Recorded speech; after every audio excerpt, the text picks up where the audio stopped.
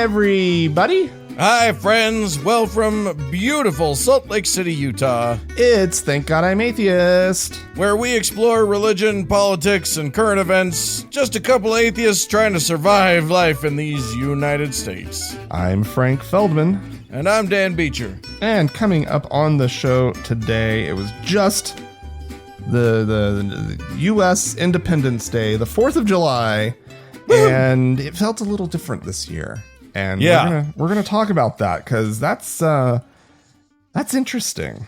Even the fireworks were shooting a little low this year. So yeah, we'll be talking about all of that. First, though, we got some news. We got some things that happened this week that we want to make sure you guys know about. Yes. I have Dan. This has to do with tips for Jesus, which for those of you who maybe aren't familiar with the phenomenon, this was really big a couple years ago, where people were going into restaurants and leaving outlandish tips for the server and then sort of posting it on social media, and it would get a little bit of coverage in the local media, in the local, news stations, which would send cameras out and talk to the server who was so excited to get $1,000 tip or a $2,000 tip or whatever it was. And it was just so inspirational. The Christians were just feeling so good because clearly they're super generous. Right. Yeah, that's what I always think of. Because I remember being a server that brief period where I was one, and everybody being so excited about like how the religious people tipped. Yeah. And in our place it was Mormons, and boy, they were not generous. Yeah. That's if you've ever waited tables and you had to work Sunday brunch, you knew the group that was gonna screw you.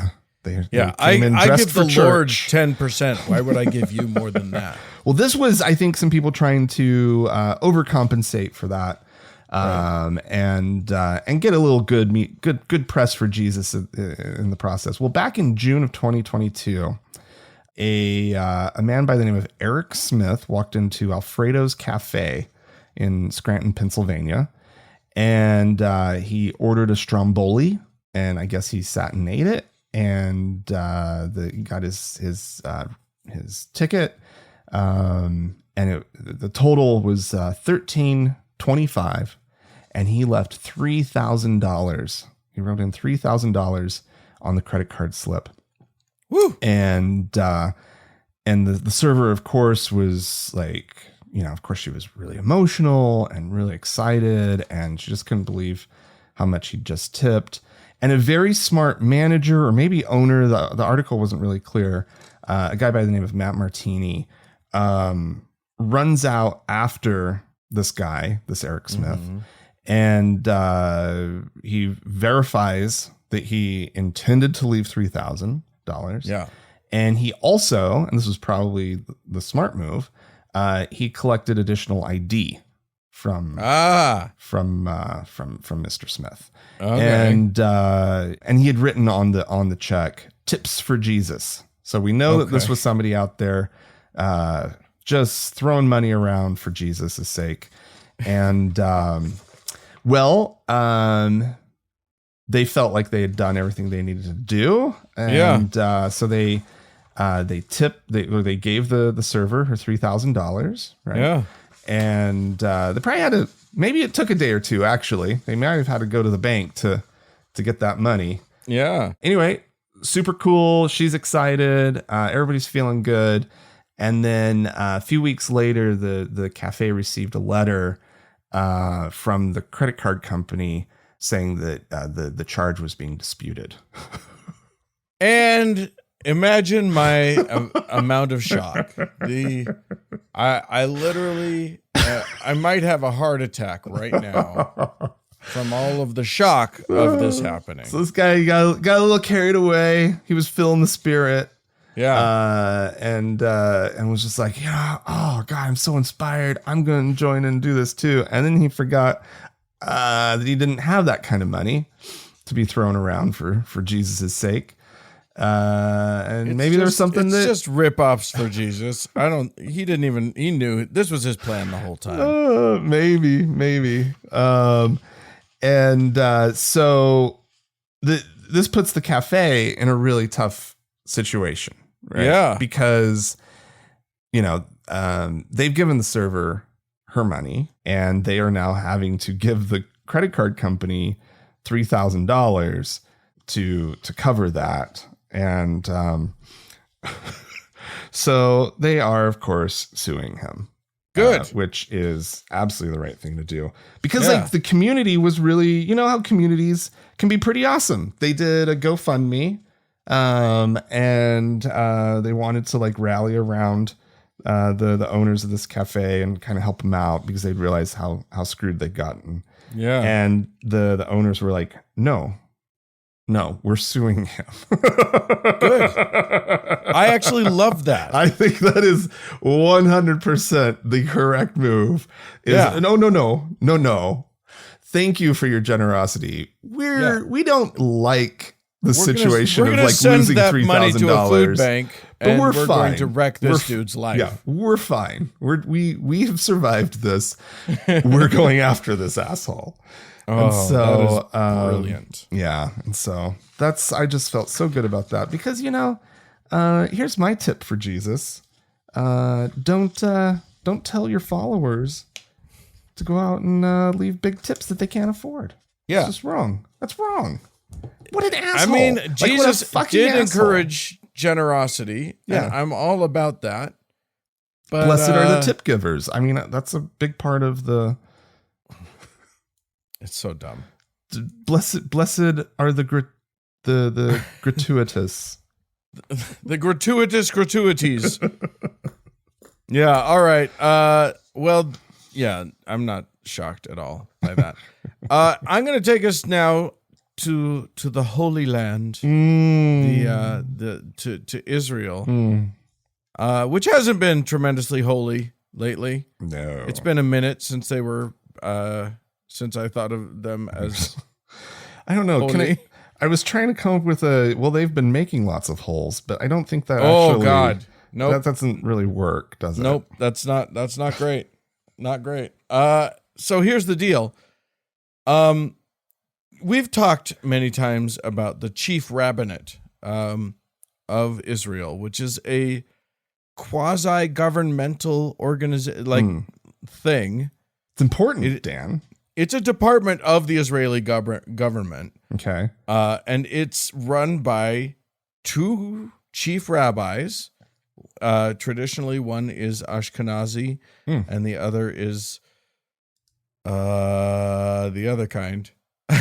Haredi or something? I think it's both Haredi, a Sephardic. So you got one Sephardic, one Ashkenazi, and basically, they control a lot about how daily life occurs in Israel. Even for those who aren't Jewish. So, we've talked about how they control marriage laws and how they control, there's a whole bunch of shit that they just decide. And then regardless of if you're a practicing, believing Jew or you are a secular person who is under their rule, you have to sort of abide by it. Right. And it's dumb. It's bad. This is not a good way to run a country, but there it is. It's right there. Pretty, standard in the Middle East, in Southwest Asia, but there you go. Well, there are no chief rabbis as of right now. Oh no, what happened? Because the term of the chief rabbis is supposed to be 10 years, and the two chief rabbis, David Lau and Yitzhak Yosef, were actually chief rabbis for 11 years because there was a whole thing about they were given an extra year because they were doing a great job. There were other elections happening, and so they didn't want to sully the election of new chief rabbis with the election of politicians or whatever. I don't know how it ends up working, but They ended up putting it off for a year. Okay. But their tenure did lapse, and they are now out. But they're holding up the election of new chief rabbis, and there's a lot, sort of behind the scenes stuff. I did a bunch of research about this just to figure out like what's really going on here. But one of the main holdups is the thing that we ended up talking about just a month or two ago, which is that the country's Supreme Court ruled that they have to sort of, basically it ruled that they have to consider allowing women in as rabbis to be a part of the voting body that elects the chief rabbis. They don't have to allow, they have to consider allowing. They have to consider allowing. They were very generous. And the people on the rabbis on the board that like convenes the thing, I don't know who was what, but they said no. They are taking a principled stand against considering that women could be rabbis. Oh, okay. Now, women are rabbis, to be clear. Yeah. There are plenty of Jewish traditions that are fine with women rabbis. I don't know, plenty. There's at least one, because there are women rabbis. Yeah. But, the minority Haredi ultra-Orthodox faction of Israel has the power in these sorts of things. Mm-hmm. And they won't hear of it. Not even the discussion. You literally won't hear of it. We will not even hear a discussion about this. No, absolutely not. Absolutely not. Look, they can't even grow beards, most of them. How could they make any important decisions? How could they possibly be able to interpret the Torah if they have a uterus? It seems obvious on its face that you can't do that. Oh, yeah, indeed. So there you go. They don't have. This hasn't happened since the 1920s, but Israel currently has no chief rabbi. And they, I don't know how they're going to get by, but I know. We will. What will they do? Will society grind to a halt? Yeah. Oh, my thoughts and prayers are just with them. Yeah. All right. So much. Well, I want to go to, and actually I do want to go to the Maldives. But for this story, for those of you who don't know, the Maldives are apparently beautiful chain of islands right around the equator in the Indian Ocean. Some good snorkeling. Nice little place. Largely Muslim nation. But it's also it's known for its stable government. They have a decent government, apparently. Good for them. So this story kind of caught a few people by surprise. The Minister for Environment, Climate Change, and Energy, which is actually a really important government position because Maldives is obviously being a chain of islands in an era of climate change and, rising ocean sea levels. They are going to be bearing the brunt of climate change. They're disappearing. And so they, this is very important. They need somebody, of sound mind, I suppose. And a capable person in this position. Well, they had in the position someone by the name of Fatima Shamnaz Ali Salim, and she was. I guess let's just get to what she's been accused of. Good. Yes. Apparently, she has been performing black magic on the president. And President Mohammed Muzu Salim.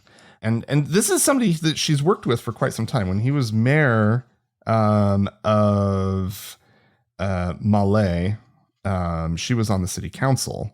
And when he got elected to the president's office, she followed along and was appointed to this very important position.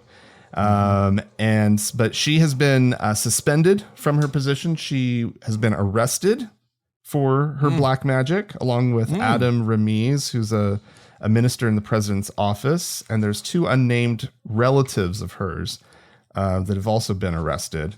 And this is really like catching a lot of people off guard, as sorcery is not an actual criminal offense in their penal code. But dun dun dun, enter Islam.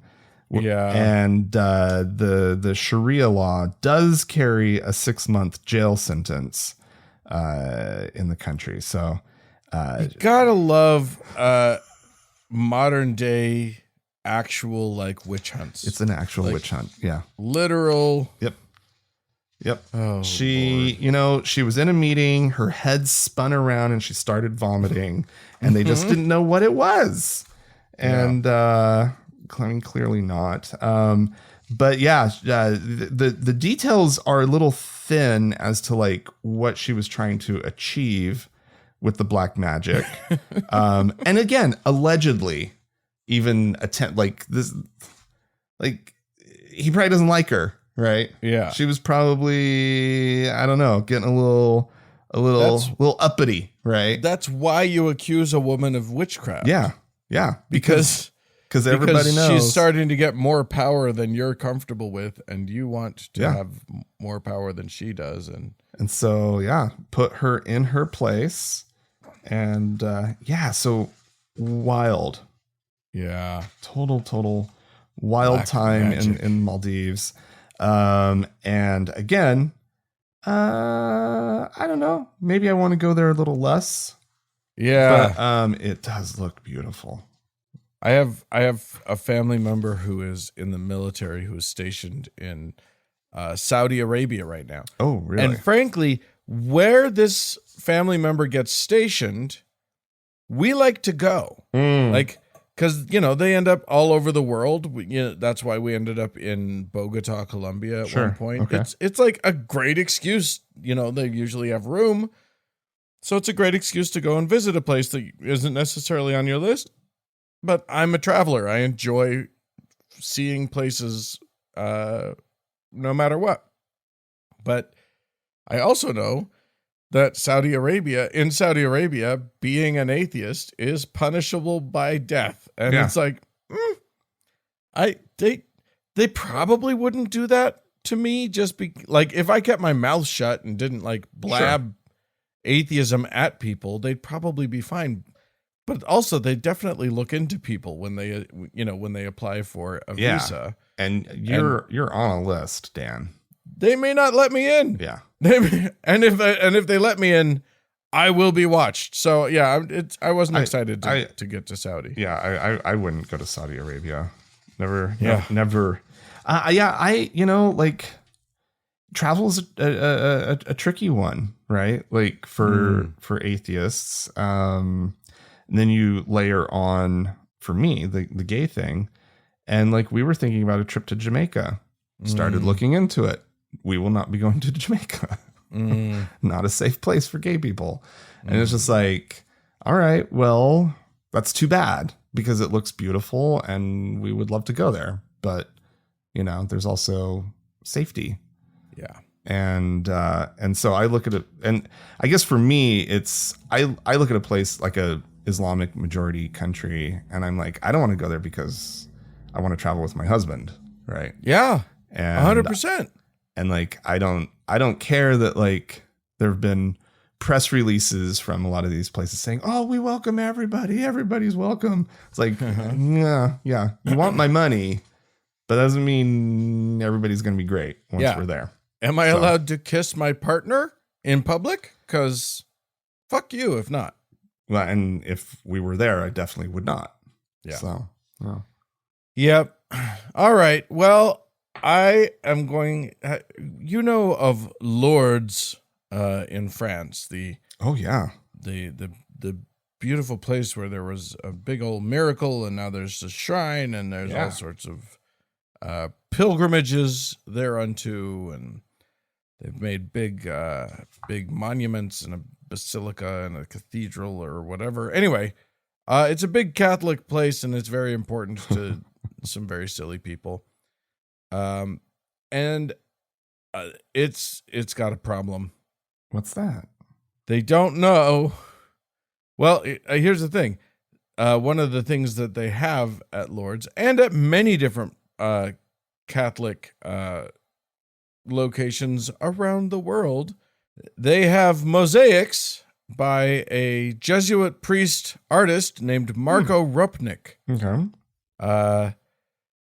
And these are intricately created pieces of art that adorn the exterior and interior of various buildings, including the a huge, 5-story, 6-story high mosaic out on the main facade of the Church of Our Lady of the Canadian Martyrs in Rome. I don't know where that is. Canadian Martyrs? Yeah. Wow. Okay. Yeah. There you go. But also, Lourdes and all these other places. Anyway, turns out that Rupnik was a shitbag. That doesn't surprise anybody, but because he was a priest. But yes, he was molesting women all over left and right. Yeah. Including the nuns that he had helping him on his mosaics while he was working on the mosaics. He has been accused by over 20 women of, this article says psychological, spiritual, and sexual abuses over decades. Jesus Christ. He hasn't responded to these allegations. He's no longer a Jesuit priest. He has been expelled by the Jesuits. Good on the Jesuits. All right. But what about his art, Dan? What about these mosaics? Well, that's the question, right? They invested. First of all, can I just say, I do not like his art. I am not a fan. Oh, really? I looked up a bunch of his mosaics, and it's just like he definitely has a style. Okay. He has his own style. I don't appreciate it. I think it's sort of cartoony. It usually depicts people, and all the people have huge black eyes and tiny little mouths, and it looks stupid. I don't like his art. Anyway, okay. There are many who do like his art, but alas, what does one do when the artist is tainted in this way? For now, those in charge at Lourdes have decided that they won't light his mosaics at night. There's not much they could do about the sun, so it will be lit in the daytime. They didn't want to tear it down. I mean, look, I could appreciate the position that they're in, where a good percentage of the population that goes there has now fallen in love with this and associated these artworks with this very important place to them. Yeah. And human beings do not like change. But they seem to think that eventually it'll come down. They just have to sort of tamp down everyone's love for it for a while, and then they'll dismantle it. Really? Is what they're kind of hinting at. But it's not that they're going to let sort of the controversy die down and just let them stay up. Yeah. Well, I mean, here's the thing. I think a lot of the victims are pushing. Oh, still. Okay. Right. Like I said, including nuns who are this is, every time I look at this, guess what I remember? Yeah. Oh God. I mean, I while you were talking, I pulled up some images, and Yeah, I can see Catholics really liking these images. Yeah. Yeah. Because they sort of invoke, there's kind of something sort of Byzantine about and almost yeah, it's not like pre-Renaissance type religious art, right? Yeah. Yeah, wild. All right. Well, cool. That's that sucks for Lords. So we'll see what happens. They spent all that money. Yeah. Right. Getting those. When you invest in structural art, it's not easy. It's also like you can't just pull it off the wall and put it in and store it somewhere. Right. You basically have to destroy it to remove it, and they should. You know what I mean? Like eventually, I suppose they need to. If you're taking it down, you might as well just get rid of it. Yeah. But I mean, it would be hard to keep. It's mosaics, right? Like, yeah. If it were absolutely precious and there were no, it was many, it was 2,000 years old, but it needed to be moved. They would take it down like tile by tile and mark each tile where it went, and so that they could put it back together or whatever. But I don't think they'll do that with this guy. All right. Well, Dan. Yeah. Have you ever heard of the Meeting House? I've heard of a meeting house. I've heard of many meeting houses. This is the Meeting House. Oh. It's a mega church up in Canada, out in the Toronto suburbs. Ooh. And a couple years ago, one of their pastors, Bruxy Cavey, was his name. Bruxy Cavey. He resigned after allegations of sexual misconduct came out, and there was the church brought in an independent investigation team or whatnot that came in and just sort of looked through and kind of find out what the state of things were at the meeting house. Get their meeting house in order, right? And so they found that there were at least 3 other former pastors at this point, that had been involved collectively in at least 38 reports of sexual misconduct, which you think at a certain point would just shut the place down, right? No, people would run screaming because this place has a problem. Nope. Again, once somebody has like attached themselves to a thing, you can't make them dislike that thing. I know. The meeting house is temporarily closed. What? Because they cannot get abuse insurance.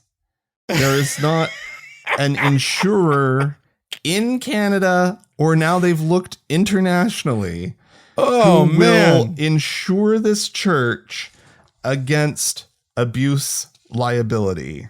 Lloyd's of London is like, no, you guys are way too rapey for us. We can't do it. That's exactly right. Oh my God. They've shut down in-person meetings because they can't. They don't want to accept the liability of having any of their staff around people. Good God. Because I mean that's what it is. Like if it's just insurance, right? Yeah. You could open your doors. This isn't like fire insurance or other kinds of liability insurance where it's like, physical harm, and where it probably is really ill-advised to open the doors. But they have reached the point with abuse that they are at that same point. They are they do not trust themselves enough. They are beyond the point. Like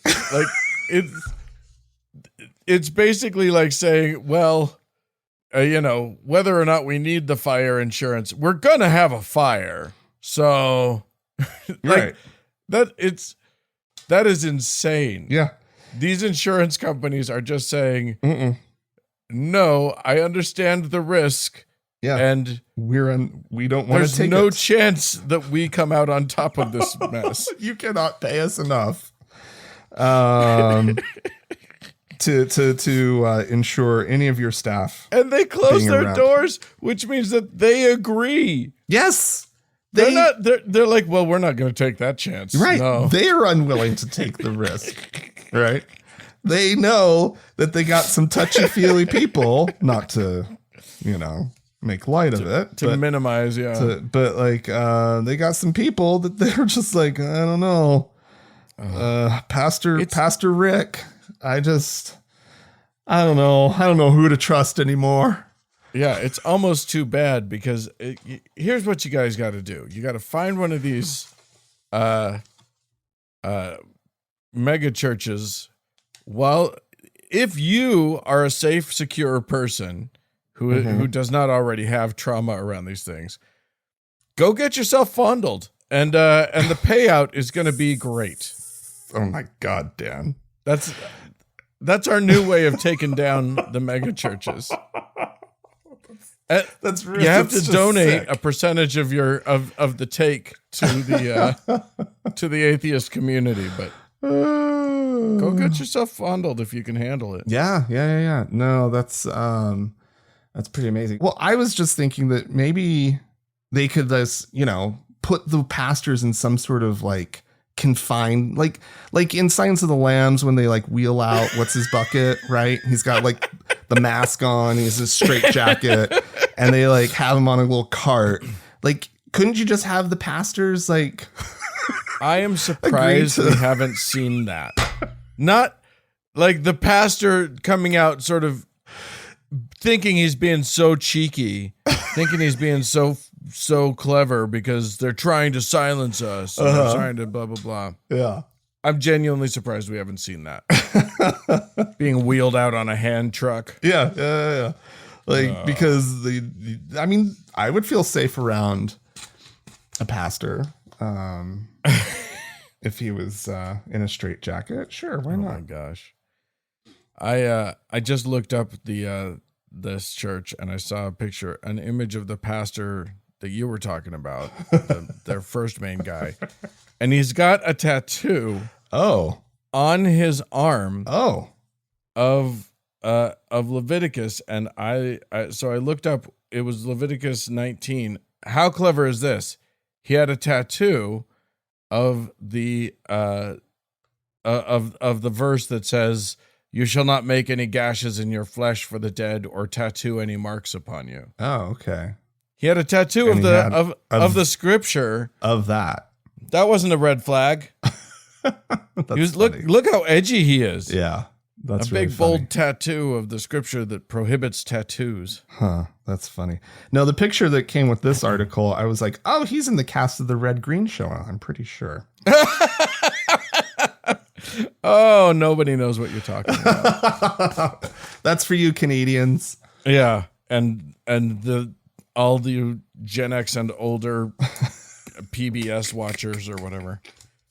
Wherever we ended up seeing that, we nerds. Anyway, well, I'm going to keep us in Canada and close us out with some good news, which is that due to the persistence and vigilance of the British Columbia Humanist Association, which they must be, they are doing the Lord's work. They must be the most persistent people out there. They have gone from a province out there in British Columbia where in 2015, what happened in 2015 was that the Canadian Supreme Court ruled unanimously that a city in Quebec had violated citizens' rights by using prayer at the beginning of their council meetings. Okay. So theoretically, that should have applied instantly to the whole country. Don't do that. But a whole bunch of municipalities continued to do it, and the British Columbia Humanist Association released a report back in 2020. We may have talked about it. I don't remember. That said that of the 162 municipalities in that province, 23 of them were still doing prayers. Oh, wow. And these humanists sent out emails and letters and just kept pushing and kept saying, you got to stop doing this. This is against the law. You got to stop doing this. And eventually they were whittling them down, and they just made sure that they were keeping track. Mm-hmm. They kept track of when they sent letters. They kept track of when they sent second letters. They kept track of when they got responses or if they didn't get responses. Mm-hmm. And they just kept the pressure on. Okay. And as of now, the entire province is prayer free in their meetings. And, they were also doing it like when they would inaugurate a mayor or whatever. Oh, yeah. Okay. Including in Vancouver, which is the big city. Yeah. Oh, wow. So they won. They did it. Woohoo! They got rid of, it's not like they got rid of prayer. No. But they at least made it so that citizens didn't have to sit through a prayer that they didn't believe in to a God they didn't believe in. Right. Before a meeting that was about where the goddamn fire hydrants go. Right. You know what I mean? This is not related one thing to another. So hooray. Good job, you guys. Way to take charge and be vigilant and make the world a slightly better place. I think it's great. Yeah. I'm very proud of you guys. I know that some of these humanists from BC listen to the show, so well done. I'm proud of you. And then if any of you out there, listeners, have comments about this or about any of the things that we've talked about on the show so far, you may write into us, podcast@thankgodimatheist.com. Or call and leave us a voicemail message. The telephone number is 424-666-8442. Stick around. There's more show coming up.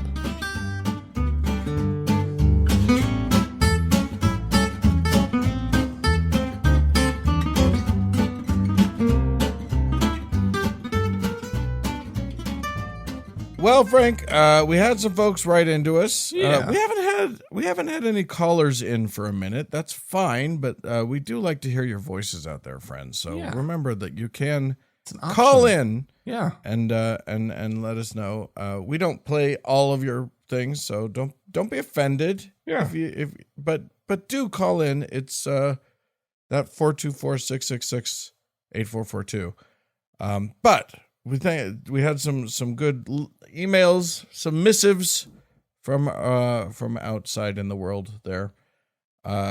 So Peggy wrote into us to say, "Dear Frank and Dan, I'm so glad you talked about the Biden situation on the show. I thought you might be interested in an event meant to counter fear and anger. There's going to be a City of Love meditation on July 17th during the Republican National Convention being held in Milwaukee." Yeah. Okay. Below is the press release. And it's just meditatemilwaukee.com if you're in the Milwaukee area. But I guess I just wanted to bring this up because, take the steps that you need to take to be able to handle your life right now. Yeah. And meditation. I mean, that's great. Meditation is a very useful thing. Yeah. And I actually have been doing some lately. Oh, really? Myself, just to Still try to get a handle on the the sort of the doom thoughts that creep in when you're not careful. I don't know. I find doom scrolling to be meditative. I feel doom scrolling, sure. Absolutely. I just sit and ponder how miserable the world, the universe is. Yeah. Yeah. All right. Casey, thanks to Peggy for that. Casey wrote in to say, "You guys always cheer me up." Oh, that's nice. Maybe we're the meditation, Frank. Did you ever think of that? Anyway, Casey says, "I'm so glad to continue. You continue to podcast. I've been copying and pasting a link for your podcast on my Substack on the regular. Who knows if people are interested, but how can I not share this joy with others?" And I decided to read this because I wanted to remind everybody that you can share our show with people, with friends, family, you know. Yeah. It's or with your Substack or with your it would help us. So Casey, thank you so much for sending that out into the world. We appreciate it. Indeed. Anne wrote into us and says, "Hi Frank and Dan. I was listening today and heard the letter about the community patrol. You remember this? Yeah. The pretend cops that were going out in the world. Anne says, "We just moved from a small town in central Washington, which had something similar. It was the sheriff's posse, and they basically were unofficial cops. They were even given shirts with badges sewn on that said posse on them. Oh, God. They looked like badges on uniforms of the local police. Shirts were the same colors as well. They were even given radios that tuned into the EMS channels so they could respond when called upon. The group was started as a local narc group to report suspicious activity as well as help with directing traffic and crowd control. But since most were retired military and cops or excitable gun owners, probably a lot of those, they began to act more like cops. At one point, a person ran through the snow to the police because the posse was chasing them down in their private vehicles, and the person feared for their life. Oh, Jesus Christ. Their responses became so problematic, the police and response coordinators had to be trained to tell them to stand down and not respond. It didn't help. And since we left 3 years ago, I can only imagine it's become worse. While the posse may not have been exclusively Christian, most were buddies from the local IFB church or went to one of the other churches. The sheriff posted a letter during COVID about how his authority came from God, and it was so disturbing.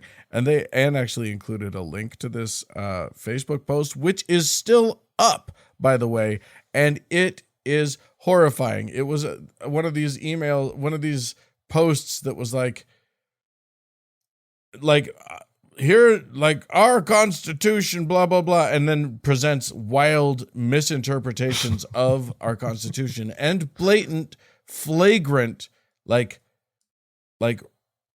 just lies about what the Constitution says and what it's about. Right. And then it says, and because of this, I'm defying the state orders to, about how we're going to handle this pandemic, et cetera, et cetera. Right. Because of freedom. What about the freedom?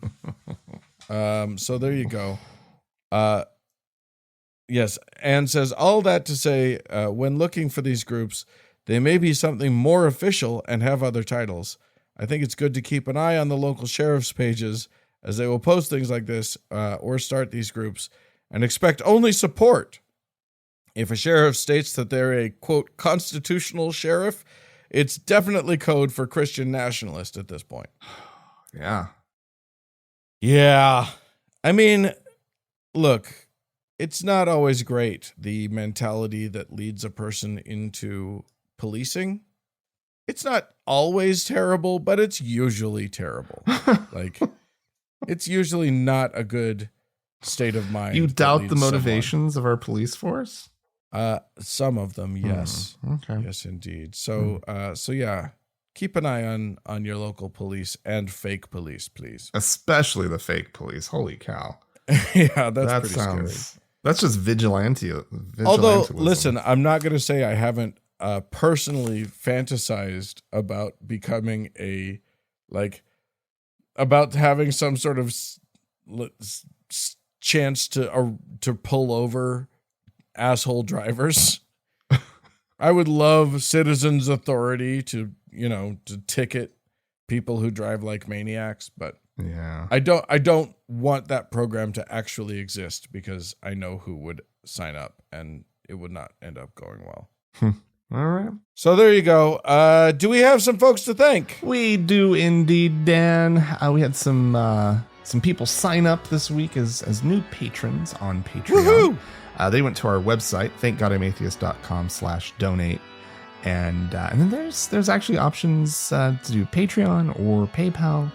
And so whatever floats your boat. There's also a nice little reminder there to leave some kind 5-star reviews of the show. Ooh, we always that's like not a that. bad way to be kind to us. Yeah. And so we have a new teacher this week by the name of Daniel.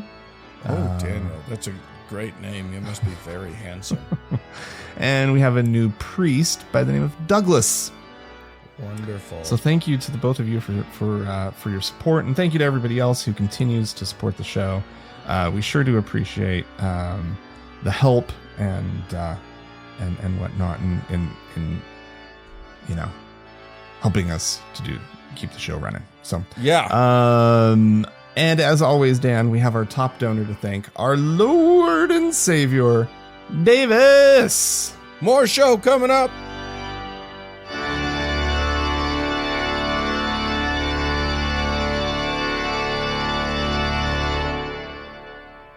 Well, Frank, Dan, it was this last week, the 4th of July. What a day. You were busy parading. I was, yeah. You as someone who works on a campaign now. Yeah, I knew I'd have to go to a parade. I didn't know I'd have to go to all the parades. I am on the record as being mystified and baffled by the whole concept of parades. I don't understand them. I don't know what they are. I don't know what they're for. It's tradition. They're fun. They're fun, Dan. Mm-hmm. Anyway. So you were able to see a little more sort of wacky Americana than I was this year, because I did not go to any parades. But what I did do was I went to in Andrea's family. 4th of July is the big one. That's everybody gets together, extended family. They all come together and have a big party.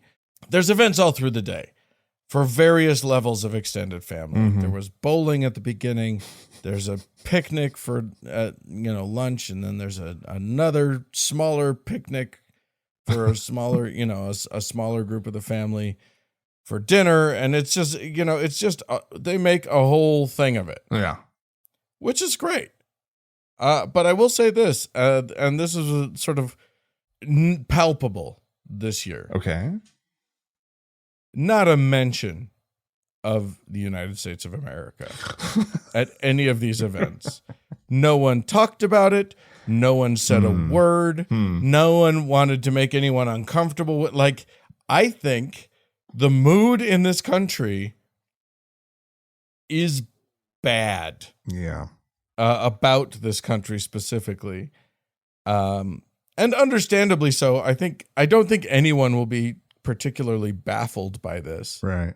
Well, and it's important to point out the sort of the political leanings of the people that you were hanging out with. Because like you described that, and I imagine myself on sort of the same day, out with friends and whatnots. And we're all on the political left, right? Right. And there's been for quite some time just sort of an ambivalence about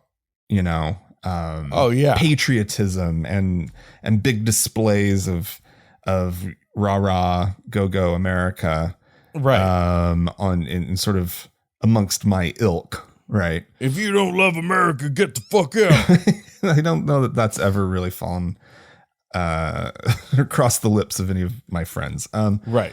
And so and that's kind of after the parades, I went and gathered with more of my people at that point. and we went to a brewery, a local brewery, and a brouhaha. Yeah, and as expected, that crowd there. I didn't see people with their. Oh, there was one person wearing like an American flag jumpsuit. As you do, and that was like the only thing, right? Yeah, that was rah rah America in the room. And but your group that you were with, Dan, not that group, more diverse, yeah, and probably right leaning, right? If we were to unbalance, probably pretty far right leaning in general, mostly Mormon, and typically in years past, a lot. You're going to see red, whites, and blues. American, you're going to see people with their America, plates, their America, paper tablecloths. They went to Old Navy and got the American flag T-shirt of the summer. Right. All of that sort of thing. Yeah.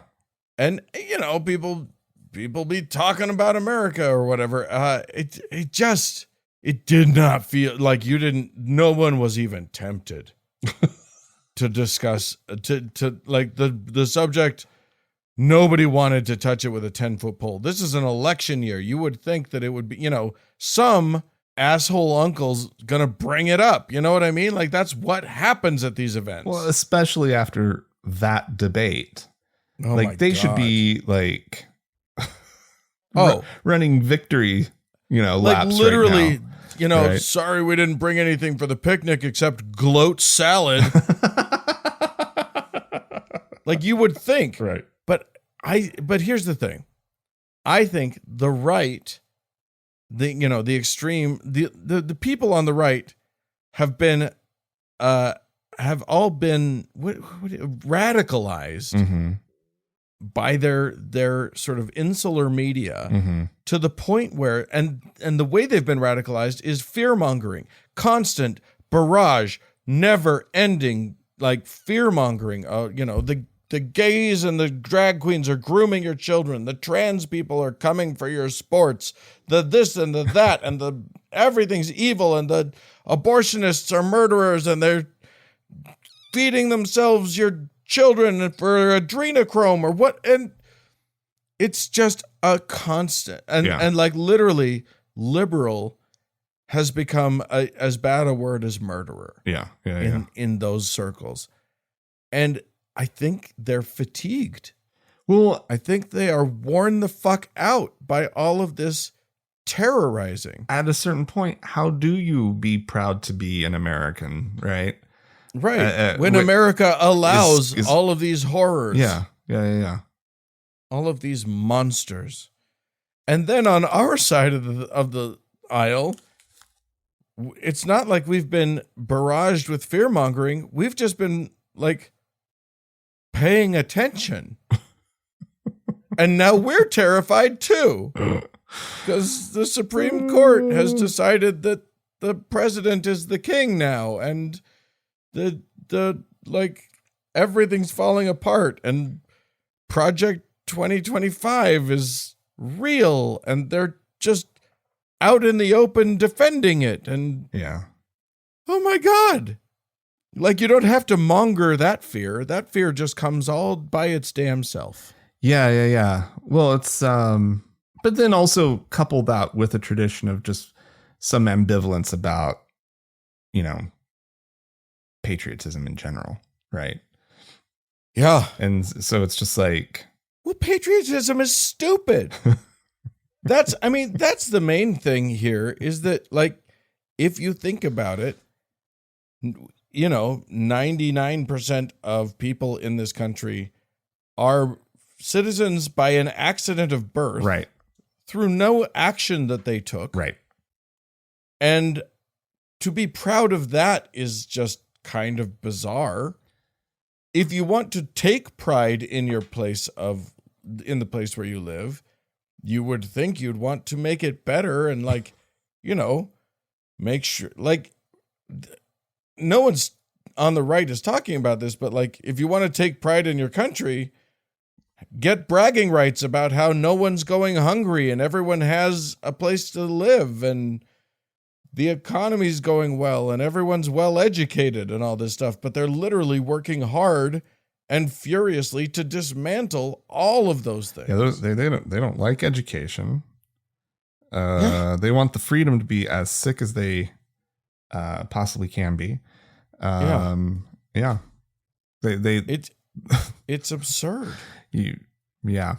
No, but it's also sort of just tough times in America because it's that it's the two Americas thing that's happening with the economy right now, right? Where you have the economy works for a lot of people and it doesn't work for a lot of people, right? Right.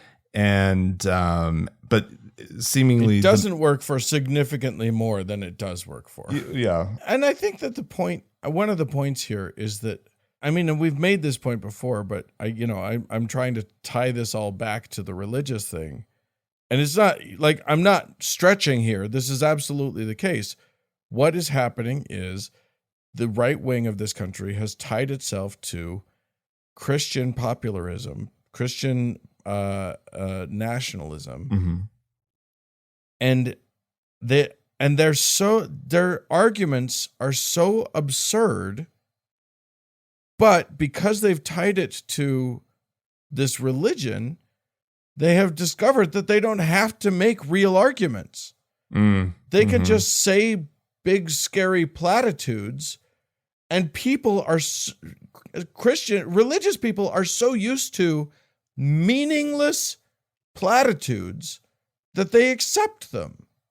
They don't question them. I mean, and one of the things I could point this out, I've talked about how I do these little Facebook live events where I just go and talk to randos TikTok lives. And I go and I talk to the randos on TikTok, and they always bring up the same old things, and then I bring up, but if they end up talking about something like, say, the problem of evil, which is just, why would a loving, all-powerful God allow awful bullshit on this planet? They can't. If they say, well, we needed free will, so that's our fault, and I say, well, why didn't he just create us perfect so that we don't have to, humans don't feel compelled to do the dumb things or the evil things or whatever? They're like, well, then we wouldn't have free will. And I say, well, does God have free will? Yes, but he doesn't do those things. Well, then we'd just be robots. Like, they literally can't be brought to a logical position. Right. They hold their ground. Like, the absurdity of their position can be blatantly pointed out to them. Right. And it doesn't matter.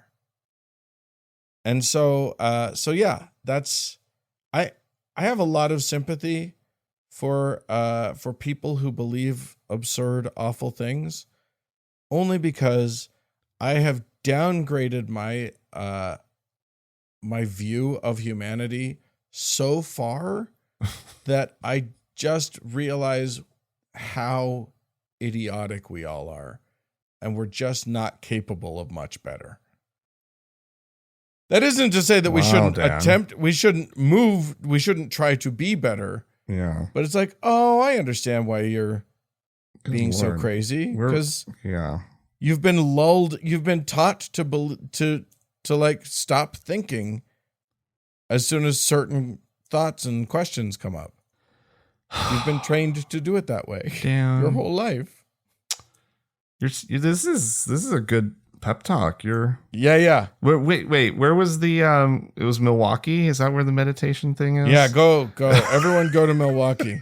Don't listen to me. Go find your meditation. Everybody. Guess Dan's bringing it all the mood down a little bit. All I'm saying is ramp up your compassion by lowering your expectations. I think that's my new Buddhist philosophy. Others may your mileage may vary. Wow, I mean, you can guess it'd be this is an exercise in lowering expectations. Yes, sir. And yes, sir. I don't know about that, Dan.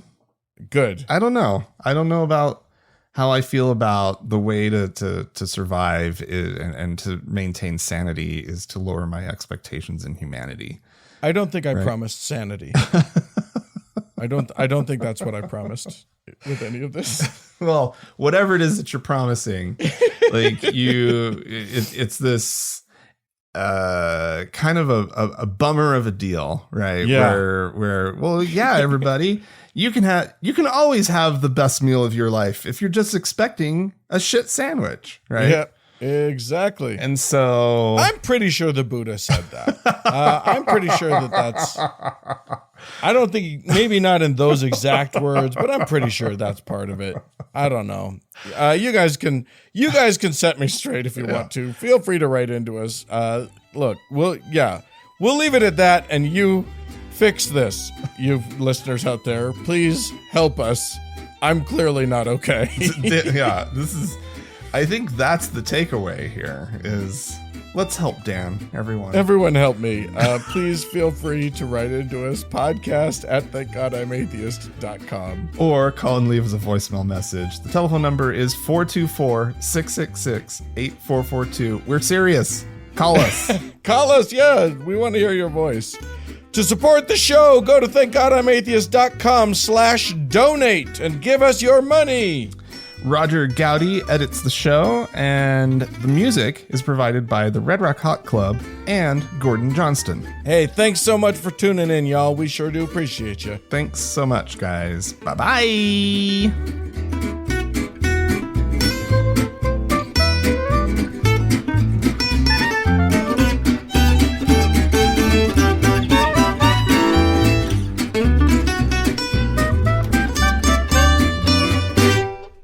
Thank God I'm Atheist is a production of TGIA Media, LLC, copyright 2024, all rights reserved.